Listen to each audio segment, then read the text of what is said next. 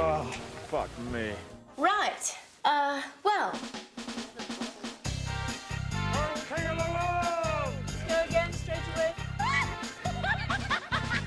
When I first read Bridget Jones Diary, the book, I just laughed like an idiot and thought, this is very brave to put this down in a book.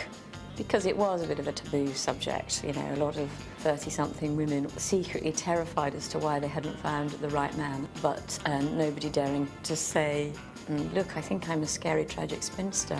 What shall I do about it? I wasn't really trying to do anything with the character of Bridget Jones. I wasn't trying to make her a symbol or anything. I was just trying to make myself laugh, really. And I think that very honesty was what made other women respond to it. What's so appealing about this book and this film, frankly, is the sense of humor that Bridget sort of applies to her missteps. Back to the studio. So much of the very funny stuff and the stuff that makes it so different is in this woman's head. She's got an irreverence that goes on all the time. Western Rail wishes to inform all passengers that they might have to squish up a bit in their seats owing to the size of Bridget Jones's thighs. She's just the perfect, imperfect heroine. And I think it was just, time was right to sort of tell a dizzy girl story.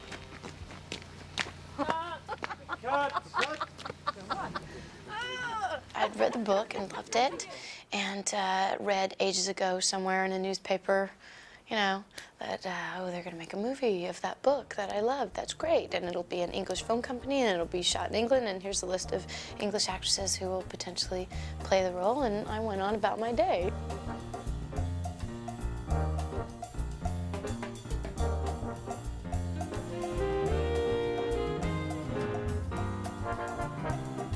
Yes, it sounded like a mad plan, but it turns out to be brilliantly mad. Initially, I was very touched by the fact that the entire British nation seemed to go up in arms like headless chickens.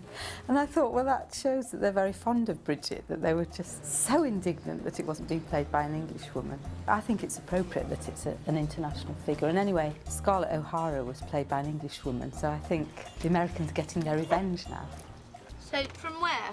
From all that yelling, don't you dare, and I'm coming on board. It was quite a leap of faith on the part of everybody involved in this project, and was really grateful for the opportunity. Because I didn't want to be the weak link, and also because I knew that this book meant a lot to people, and it meant a lot to me. The fact that Renée was a Texan was an immediate anxiety, of course, but I met her and loved her and thought she had lots of the qualities that Bridget has, an outer sort of vulnerability and an inner irreverence, and I thought that's key for this character. And then I thought, oh, bugger, she's a Texan. What are we going to do about that then?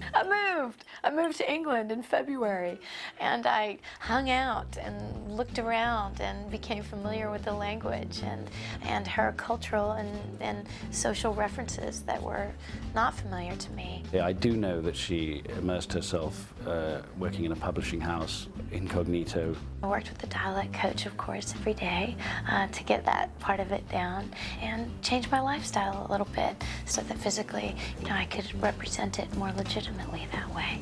What happened to your dialogue? I'm waiting for the cue. She was doing her English accent off the set as well as on, and I didn't know her as a Texan until the rap party, when she turned up with this weird voice. Folks, everybody, but just get the volume right down. If you have to feel the need to say something, then say it quietly. What are you doing here? I've been asking myself the same question. The plot of Bridget Jones was actually stolen from Pride and Prejudice. I thought that Jane Austen's plots were very good and had been market researched over a number of centuries, so I would simply steal it, because I thought she wouldn't mind, and anyway, she's dead.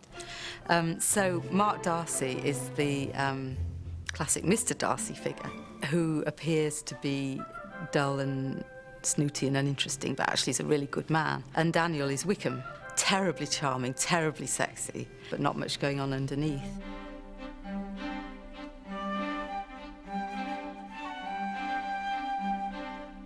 The character of Mr. Darcy in the book was written around Colin Firth, because at the time Helen wrote the book and was writing the column, Pride and Prejudice had sort of stopped the nation on television. He played Mr. Darcy and we all fancied him. And so she based the character of Mr. Darcy on Colin Firth playing Mr. Darcy. It appealed to me, the very irony of that fact, that work I had done in the past was being revisited upon me in this new form. Mother, I do not need a blind date, particularly not with some verbally incontinent spinster who smokes like a chimney, drinks like a fish, and dresses like her mother. So when it came to casting the film, we kind of thought, well, it can't be anybody else, really. And Colin can carry that off. You know, he's strong and aloof and very sexy. Yes, I think it's a good part, and I did, of course, worry that Colin would kind of win the film, because his character wins her. But I comforted myself with the fact that I thought my character had more juicy lines. I counted them. There was a young woman from Ealing who had a peculiar feeling. She lay on her back and opened her crack and pissed all over the ceiling. Oh!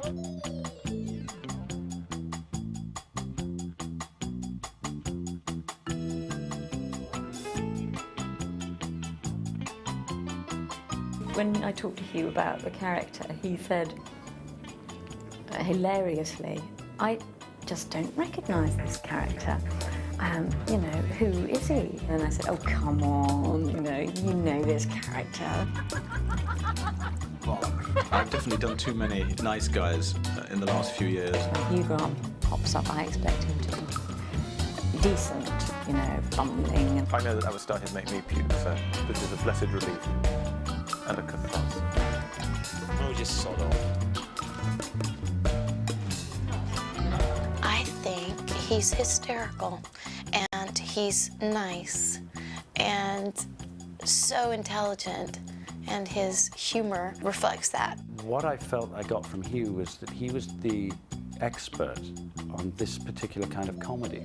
I felt I was working with a connoisseur. Hey, Dart! Come on in! We were a couple of girls on this film. Normally, on film sets, classically, you wait for the actress to come out of the trailer because she's doing her makeup and wants to get her wardrobe absolutely perfect. But he and I developed this kind of rivalry about who wanted to be the thinnest and have the nicer clothes. And so it was Renée sitting around eating pizza and swilling beer, waiting for us to come out of our trailers while we primped ourselves and finished our salads.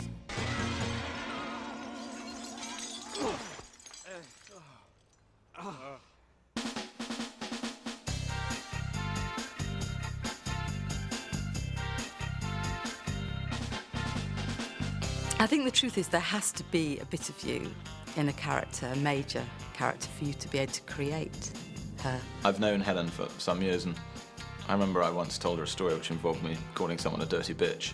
And then when I read the novel, there is Daniel Cleaver doing exactly the same. I mentioned you, dirty bitch. And so there's even a tiny bit of me in that part. Oi! Oi! We know that we can trust her because we know we've all been in those sort of similar situations of fouling up. But inside we think, I'm not an idiot. I'm not an idiot. But here I am fouling up very badly.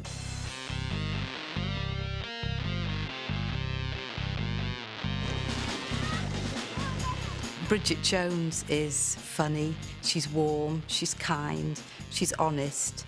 But those sort of qualities are not often celebrated in the media, and they tend to get lost alongside the value of having a bottom like 2 billiard balls. She's an every woman. It's a beautiful character.